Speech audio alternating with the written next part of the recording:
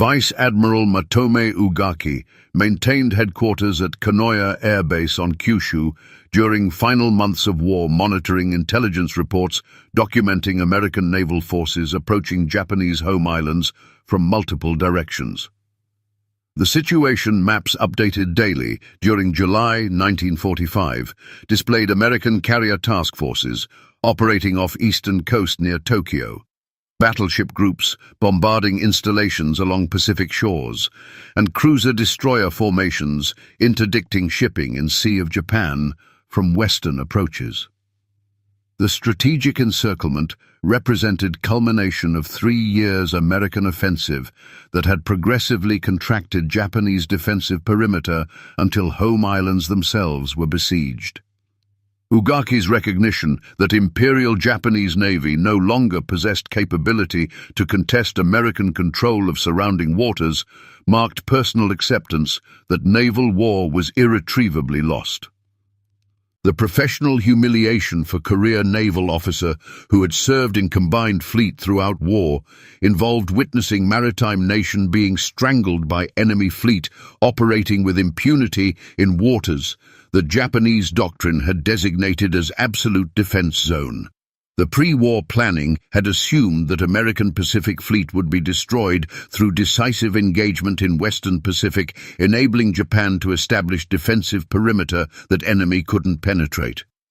The reality confronting Ugaki was that American industrial capacity had produced fleet outnumbering surviving Japanese naval forces by ratios making engagement suicidal, while American operational reach enabled simultaneous operations around entire Japanese archipelago.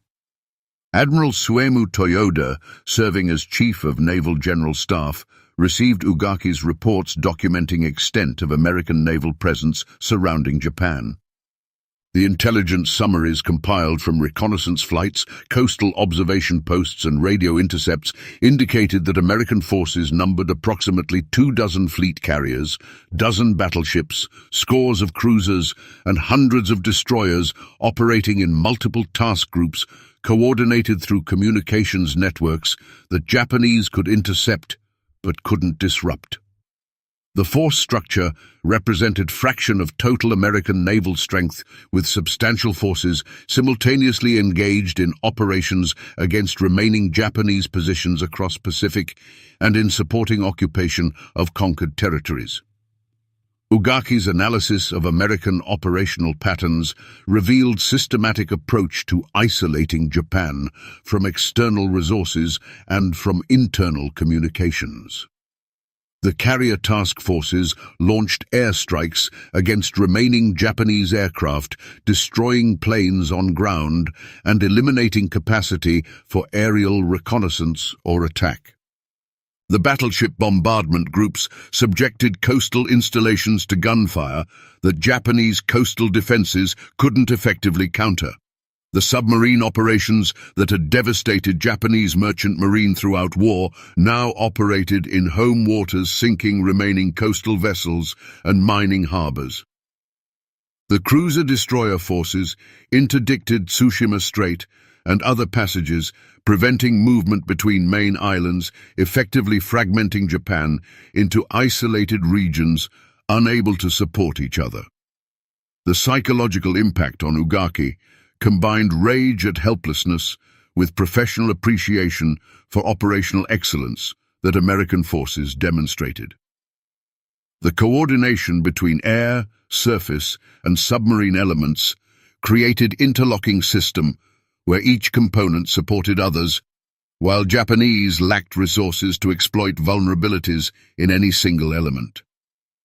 The intelligence assessments indicated American operations were conducted with minimal losses, suggesting that Japanese defensive capabilities had degraded to a point where American forces operated without significant risk. The recognition that enemy could approach Japanese shores, confident of survival, represented inversion of strategic situation that Japanese naval planning had envisioned. Admiral Takejiro Onishi, commanding kamikaze operations from headquarters in Tokyo, received directives from Toyoda to prepare attacks against American fleet surrounding Japan. The operational reality was that aircraft allocated for kamikaze missions lacked range to reach carrier task forces operating beyond 200 kilometers from coast. The fuel shortages prevented maintaining standing patrols that might intercept approaching American forces. The pilot training was so abbreviated that navigating to targets and identifying appropriate vessels exceeded many aviators' capabilities. Onishi's acknowledgement to Ugaki during coordination meetings was that kamikaze operations could inflict casualties on American forces approaching invasion beaches, but couldn't prevent fleet from operating in Japanese waters. Ugaki's personal observations during July included witnessing American carrier aircraft flying over Kyushu at altitudes indicating confidence that Japanese anti-aircraft defenses posed minimal threat. The fighters and bombers operated in formations suggesting tactical proficiency rather than desperate attacks by inferior force. The ordnance delivered against targets demonstrated that American forces possessed adequate supplies to conduct sustained operations rather than rationing munitions. The cumulative impression was that American forces were conducting operations as training exercises rather than as contested combat, reflecting overwhelming superiority that Japanese couldn't challenge. The naval bases that Ugaki inspected revealed deterioration of Japanese defensive capabilities. The submarines that remained operational were limited by fuel shortages to defensive patrols in immediate coastal waters rather than offensive operations against American task forces. The destroyers and smaller vessels that constituted surviving surface forces lacked ammunition for sustained combat and possessed minimal fuel for high-speed operations. The maintenance facilities had been destroyed by bombing, eliminating capability to repair battle damage or to conduct routine servicing. The personnel manning installations included elderly reservists and recent conscripts lacking training or experience that professional Navy required. Admiral Matsumasa Yonai, serving as Navy Minister, confronted political reality that naval situation influenced government discussions about surrender.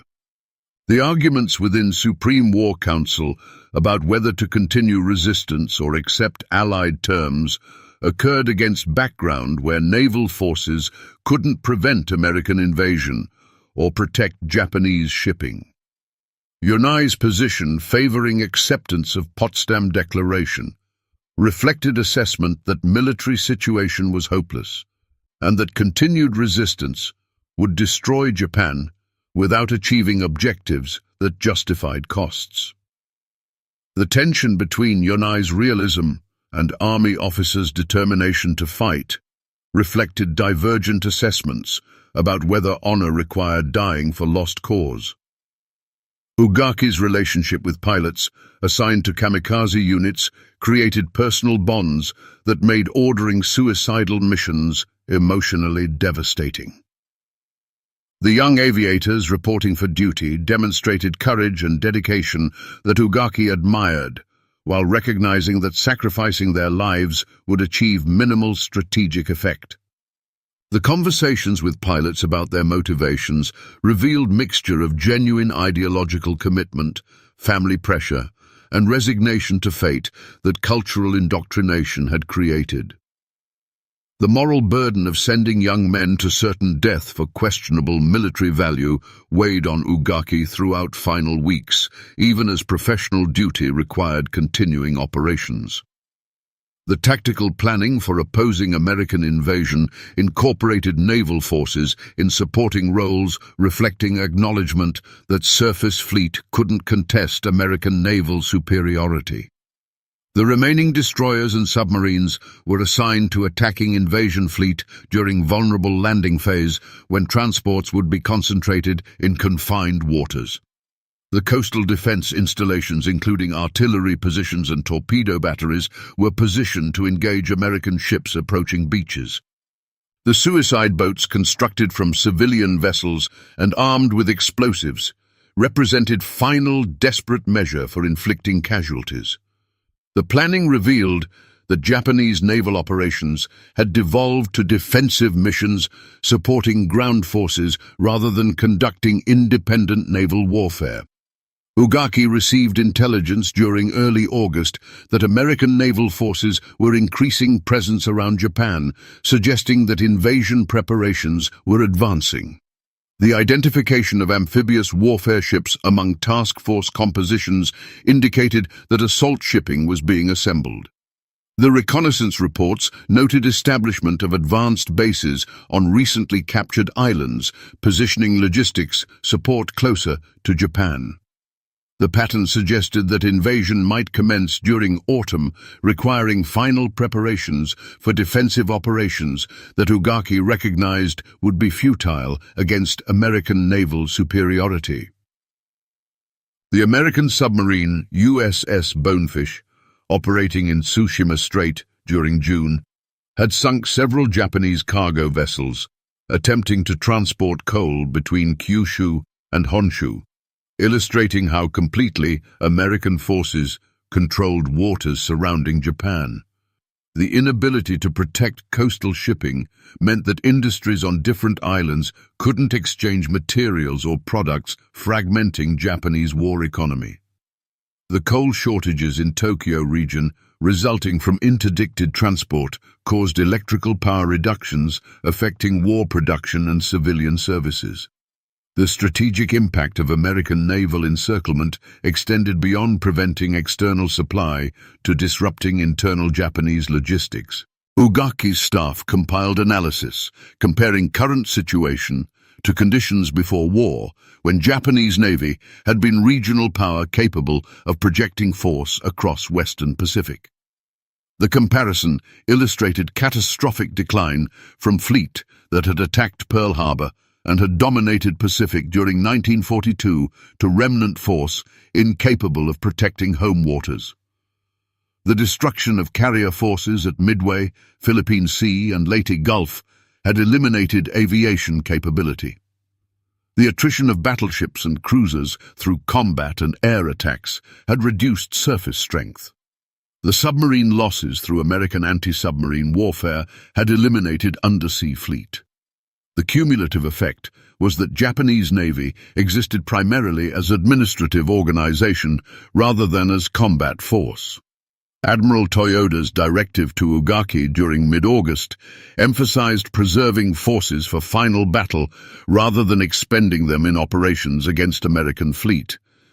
The preservation order reflected calculation that kamikaze aircraft and suicide boats would be more valuable during invasion than during pre-invasion operations. The strategic logic was that inflicting maximum casualties during actual landing might create political pressure for negotiated settlement, while attacking task forces before invasion would consume resources without preventing American operations. Ugaki's implementation involved restraining subordinate commanders eager to attack American ships, creating tension between aggressive instincts and orders to preserve strength. Vice Admiral Ugaki's personal reflection during August 13th addressed recognition that American naval forces surrounding Japan represented final chapter of war that had been lost progressively through operational failures, strategic miscalculations, and industrial inadequacy. The professional assessment was that Japanese Navy had fought competently at tactical level, achieving victories when circumstances permitted, but had been overwhelmed by enemy possessing superior resources and organizational capabilities. The moral reckoning involved acknowledging that aggressive war initiated by Japan had resulted in destruction of naval forces, devastation of maritime nation, and suffering of Japanese people that surrender would end but couldn't undo. The news of Emperor's decision to surrender reached Ugaki on August 15th, creating personal crisis about appropriate response. The tradition of following Emperor's commands conflicted with commitment to fighting until death, that Bushido code emphasized. The officers in Ugaki's command demonstrated varied reactions, with some accepting surrender as legitimate imperial decree, while others viewed capitulation as dishonor requiring resistance or suicide.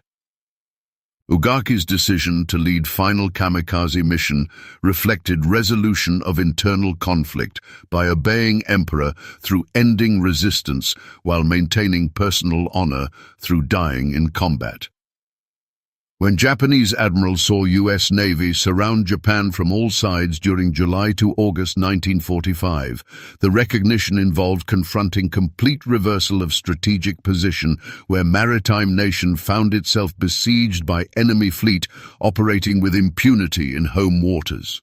Ugaki's personal journey from professional naval officer to witness of Japanese naval collapse illustrated broader pattern where tactical competence couldn't overcome industrial and strategic disadvantages. The American naval encirclement represented not just military achievement, but demonstration of industrial capacity that enabled producing fleet, outnumbering enemy, while simultaneously conducting global operations.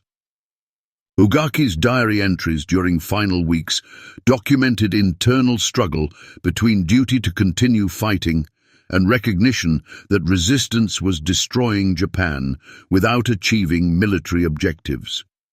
The passages revealed officer who maintained professional dedication to naval service while acknowledging privately that war was lost and that surrender was rational choice.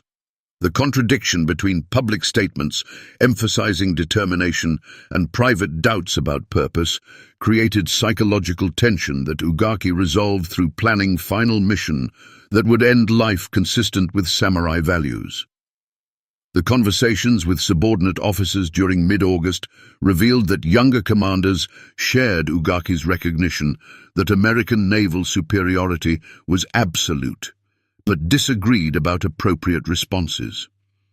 Some argued that technological disadvantages were temporary, and that Japanese spirit would ultimately prevail through determination. Others acknowledged that continuing operations against overwhelming force was sacrificing personnel without military justification. Ugaki's role involved maintaining unit cohesion despite philosophical divisions about whether honor required dying futilely or whether survival served better purposes. The intelligence briefing on August 14th documented that American carrier task forces were launching final airstrikes against Japanese targets, with intensity suggesting that invasion preparations were reaching culmination. Ugaki's analysis was that American operations demonstrated confidence that Japanese resistance was collapsing and that final assault would encounter weakened opposition. The assessment proved prescient as Emperor's surrender announcement on August 15th rendered invasion planning obsolete, though Ugaki wouldn't learn of decision before departing on final mission. The final kamikaze mission that Ugaki flew on August 15th after Emperor's surrender announcement represented personal response to professional catastrophe, where death in combat provided escape from witnessing complete dissolution of naval force he had served throughout career. The mission involved 5 aircraft carrying Ugaki and volunteer pilots departing Oita Air Base toward American fleet off Okinawa. The fate of mission remains uncertain as no aircraft returned and American records don't document attacks matching time frame, suggesting that planes were lost en route or that Ugaki died without achieving final combat he sought. The ambiguous ending reflected broader tragedy where Japanese naval officers' dedication and professionalism were expended in service of strategic objectives that industrial realities made unachievable.